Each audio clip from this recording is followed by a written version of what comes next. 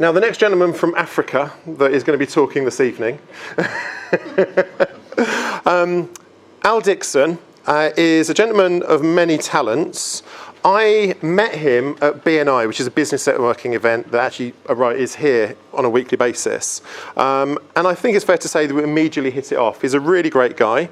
He enjoys public speaking, and he's agreed to give us an input that will help us think about how we interact.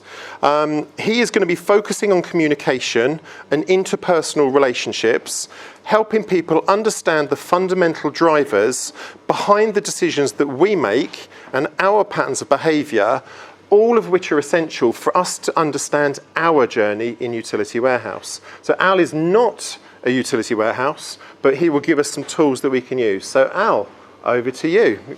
Thank you. Thank you. Thank you, Nick, for inviting me here. And I want to say it's nice to see you all again, but of course we don't actually know each other, although I have been talking to a few of you. And and thank you for the inspiring let's register. I was almost like, yeah, that's me. Seriously. So I'm not a guru on this. I'm not sitting on a cushion at the front telling you how to do things. That's not my status. What it is I'm interested in communication and language and how that creates the world that we live in. And actually how I'm not looking at everything we do, but when we sometimes get stopped in life or we seem to get a limit, something we can't get over. And I'm looking at the way we use language and we use stories in our life that limit us. So again, it's not the whole of life, it's just where we see a point where we want something else, we want something more. Sometimes we know exactly what it is, sometimes we're not sure what it is. And why is it that we get that stopped? We don't know how to get there. And what I'm proposing to you is the fact that it's the way we use the language and the stories we tell. So one of the things I just want to start with is what I stand for. I believe that human beings have far more potential and capacity in every way in life than we have any idea of what we're capable of doing. And that's a foundation thing for me. I also think we're at a point in our history, a time in our society, in an age where we really need to find any way we can to expand our capacity in who we are and what we actually are potential. So, and I believe the way to unlock our potential and that capacity is by the language, by the words we use, the stories we tell. Because we have absolute control over what we say. But I think we haven't been taught necessarily the power of language, what the impact of what we're saying. And sometimes not realizing that actually what we're doing is we're self-sabotaging even what we want before we've started. Ultimately, I just want the world to be a better place. That's really what drives me. I want us to be fulfilled beings. I want us to be happy. I want us to experience the fullness of life. But if I can't do that, I'd like to make a little bit of difference, make a little bit of beauty, a little bit of joy, bring a little bit more to life. So I'm happy with either. I'm not going to rush. But I think that we can do small things can lead to big things.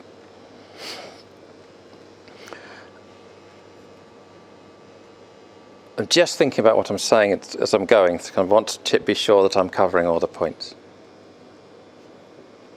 When I realise that what I'm doing in life isn't what I'm actually committed to, just to be clear here, because I regularly do that. I have patterns and stories and things that go on for me, right? It gives me an opportunity to say, hang on, that's not what I wanted. That's not what I wanted. I'm not getting what I want. And I'll give you an example. I cycle around Cambridge quite a lot, and every so often you get a motorist who'll come up behind you and honk their horn. And I have a bit of a thing of tending to lose it, be quite honest, just lose it when people come and almost take me off my bike, or I feel they are. And it occurred to me the other day, I was like, hang on, this is my standard way of behaving. I react. I start shouting at them. I'm right about what I'm saying. Because they were cutting me up or whatever they were doing.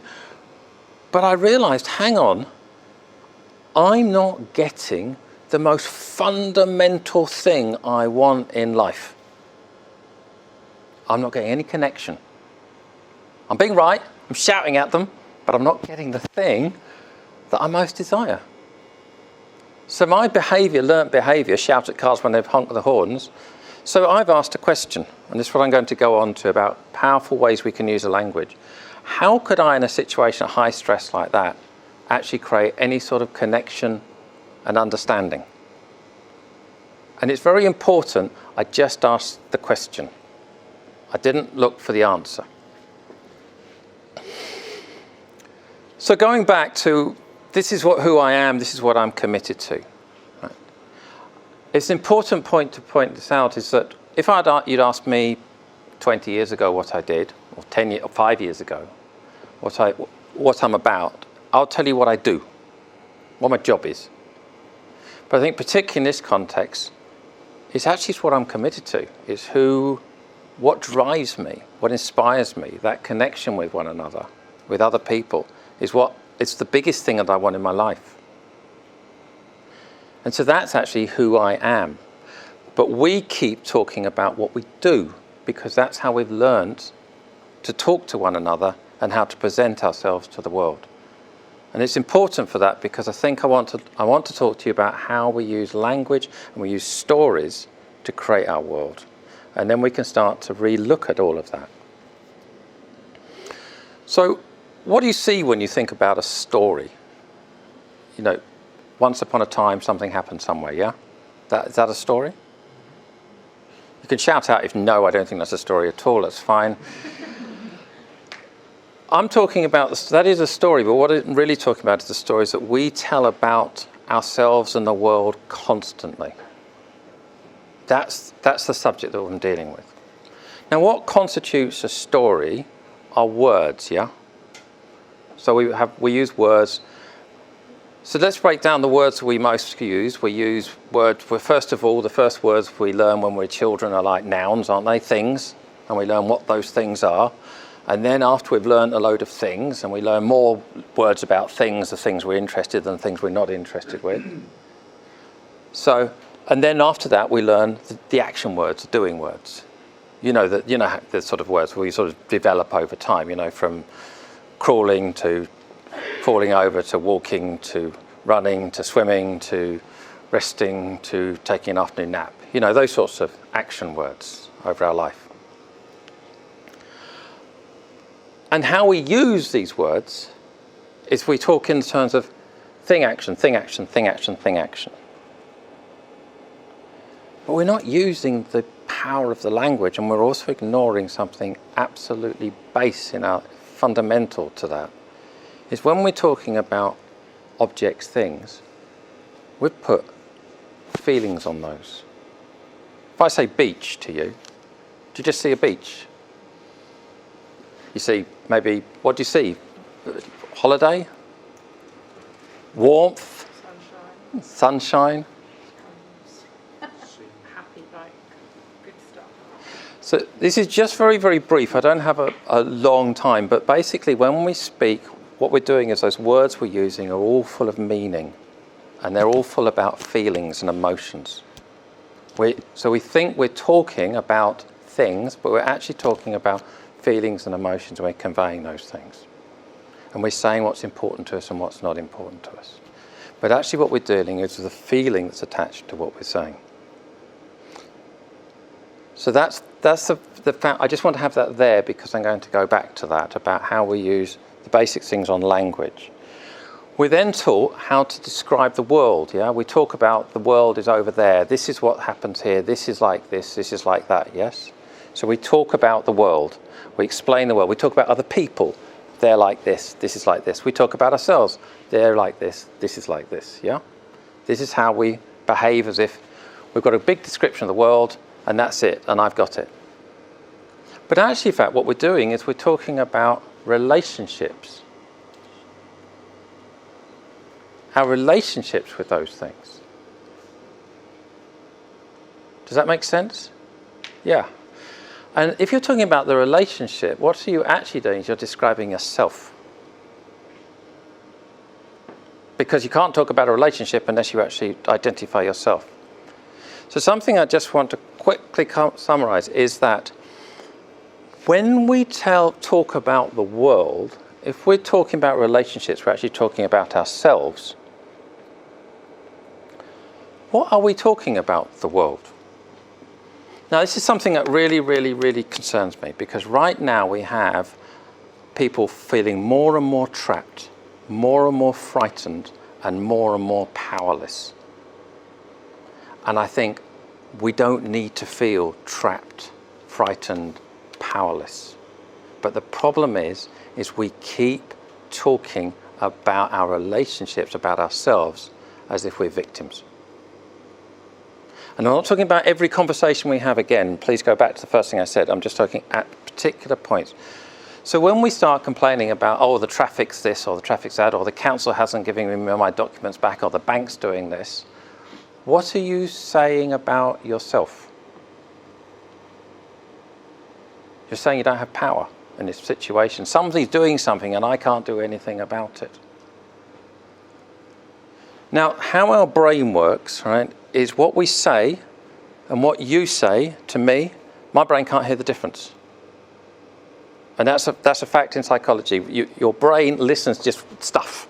And the bit of your brain that's listening doesn't know whether you're saying it or somebody else is saying. So what you say about yourself, your brain listens as fact and truth. So when we start complaining and you see people, normal day-to-day conversations, this is stuff we've learned to do, is talk about things that don't work, that's not working. And what we're doing is we're actually saying is I'm a victim. I don't have power. I think that's very, very important for us to notice. We're using the language very, very sloppily. The problem is those conversations are like sugar. They're so addictive, those conversations, to moan about things and complain about things and complain about what you don't want. But the problem is you keep saying the same thing. So you're reinforcing that.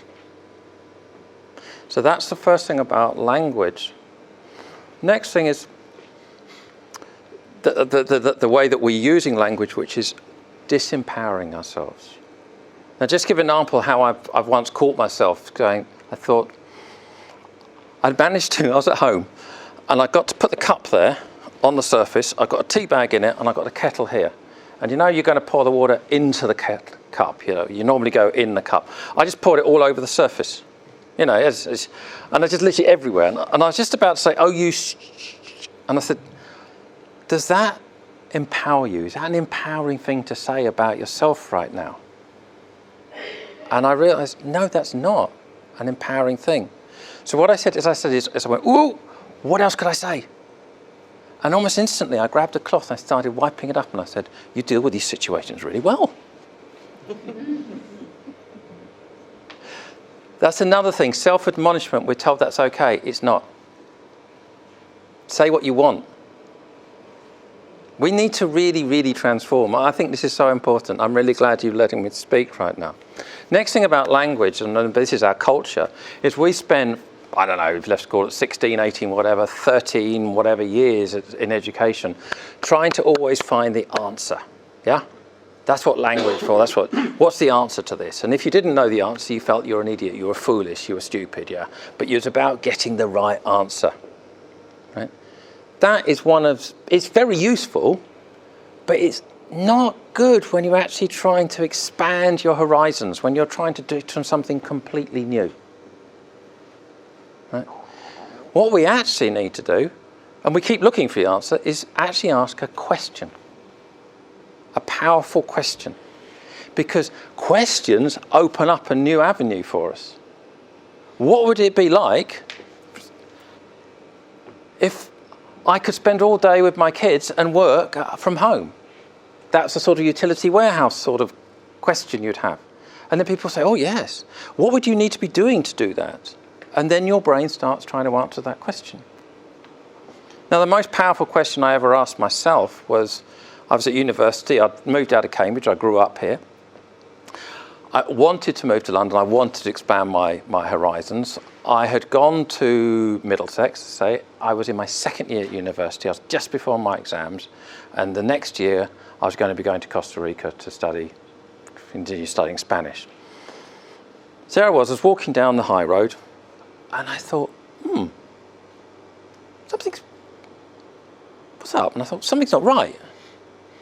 Not in a bad way, just sort of something's not right with me. And I was like, so I asked myself, well, what's not right? I said I felt something was missing. And I was like, well, possibly it's missing. You've moved to London, yeah? You're doing a degree, yeah? Okay, so what could possibly be missing? I want to run a business, I realised. Okay. Now, notice first of all, I didn't reject the thought. And this, by the way, is why we can't control the thoughts that come into. We can't control our lives by thoughts because they'll just arrive. We can control what we say. So the thought came in to run a business. And I was like, well, what do you want to do? Don't know. So I didn't let that stop. I said, right, I better start looking for what I could do in a business. This, by the way, is before Utility Warehouse, so I'm ahead of the curve on this. All right. Now, what I wasn't to know is that I just created a really, really powerful question in my life. And the powerful question was going to be answered in South America, in Ecuador, 8 months later, in a cafe in Otavalo in the Andes, right, where I was going to, on the 4th of January, 8 months later, meet my future business partner. I couldn't have imagined that. There's no answer would have come up with that possibility, but I'd created it in the question of what do I want to do. From that point on, by the June of that year, we'd agreed to become business partners. I was now running a fair trade business. I was travelling backwards and forwards before to South America. We owned shops, we did wholesale, we had a retail business.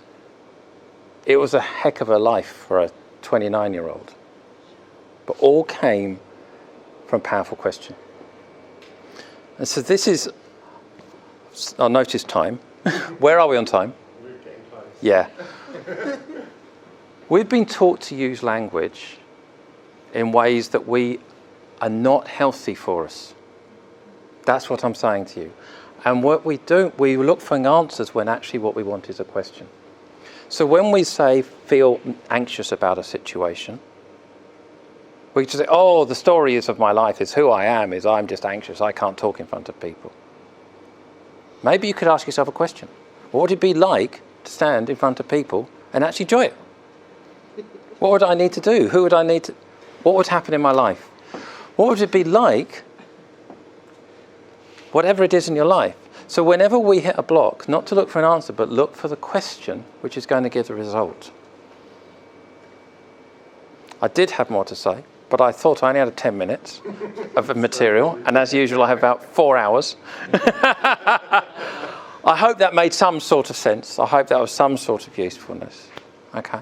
I can't thank you enough. To actually hear you talk about that voice in your head and the fact that the voice in your head is as real as the one that comes back to you, I thought that's really powerful. And you've touched on so many things there. It's definitely woken some ideas up in me. So a resounding thank you from me, and I'm sure from everybody. So if you just join. Thank you. I wish we had longer. Okay, Al, thank you so much. That actually was really quite inspiring in so many different ways. I was kind of you taking me on a journey there. I was like, where are we going with this? Come on. And it was just like...